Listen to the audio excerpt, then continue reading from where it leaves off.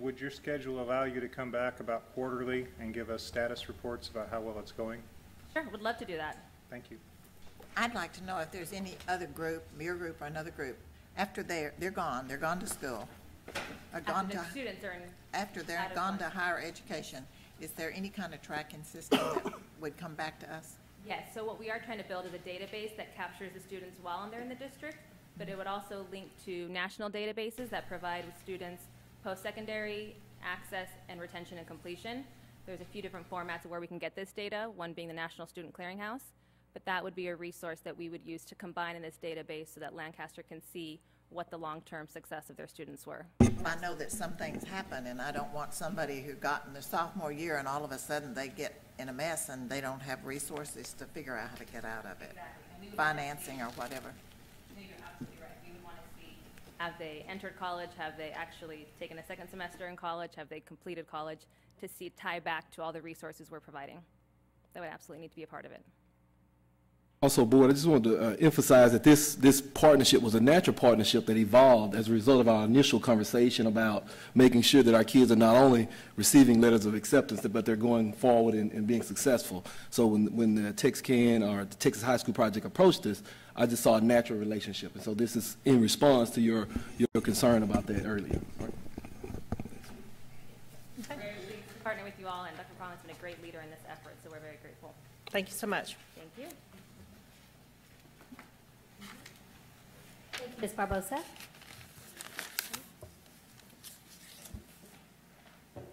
Another key goal for the superintendent is to increase the effectiveness of your communication. Tonight, I would like to share with you recent press coverage that the district has received. In your packet, you will see coverage from the Suburban, the Ellis County Press, the Dallas Morning News Neighbors Go, the Focus Daily News, the Best Southwest News, and the Metroplex Southwest Star. All of these items are from the last week of October to this past week. In your packet, you will see items relating to our partnership with the TexCan project, our LISD Police Department's food drive, which fed 100 local families, the airplane currently housed at George Washington Carver, and the superintendent's State of the Schools report, just to name a few. Does anyone have any questions regarding their packet?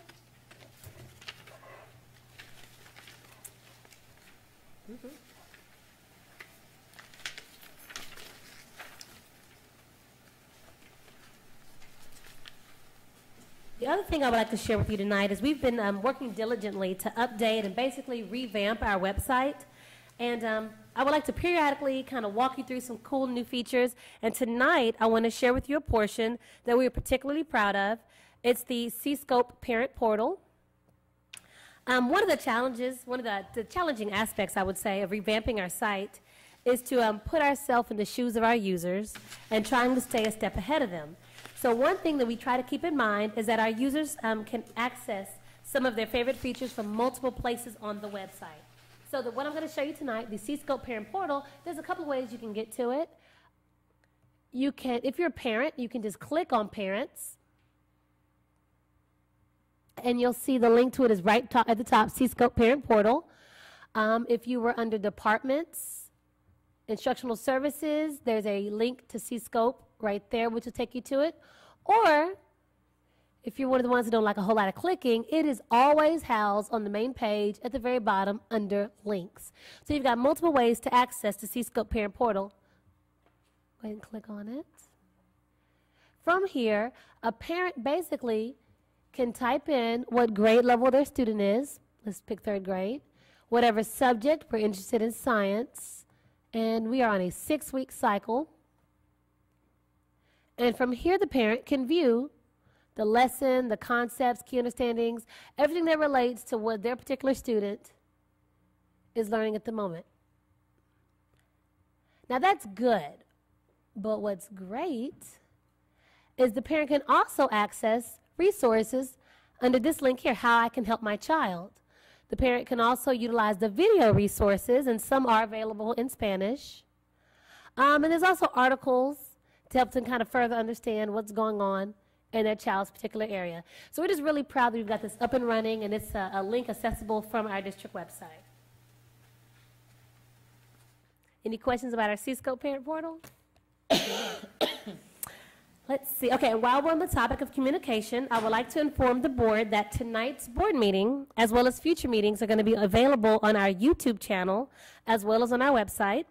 Our YouTube channel is located under the Lancaster ISD TV link or at www.youtube.com/user/Lancaster ISD TV.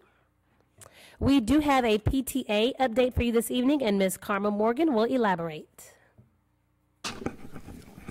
We're going to hold the PTA meeting just because the PTA update until the December meeting. But board, I just want to give you just an update. We'll prepare for you in your packet a list of the PTA meetings that we have scheduled, that are scheduled starting in January. What we've done is we've divided the PTA meetings across the district, and we're asking for board members, along with central office representatives to be in attendance at each one of the PTA meetings. And so the board, you'll be given a schedule, and you can sign up for which PTA meeting that you can attend. But there will be a central office, or at least 2 central office representatives at every PTA meeting starting in January, because we just feel like it's important for us to be out and be a part of PTA. And so we wanted to share that with you. We'll share that with you in a weekly update and then talk about it at our next board meeting.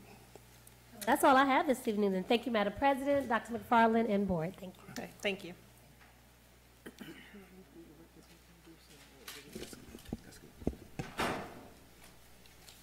Okay. This time we'll move to citizen communication. I've been given 2 cards. This time, if the citizens that would like to speak will come down, please.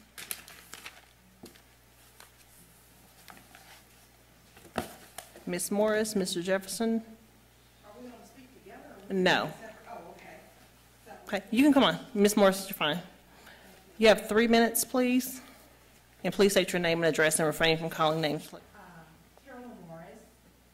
I live at 887 West Wintergreen, Lancaster, Texas, and I am in District 3. To the board and superintendent, I want to express that the administration behavior that took place on the 17th of November was definitely uncalled for. It was rudely, it was outbursts, and it was done by the superintendent secretary. I also want to state to the board that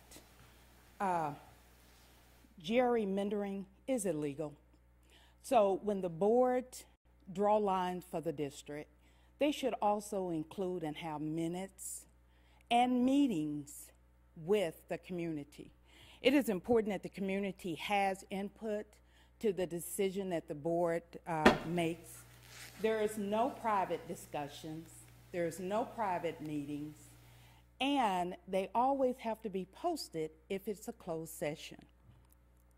But it is to my understanding that and I am talking about redistricting, because redistricting should be on the agenda for this month, next month. Elections are in May.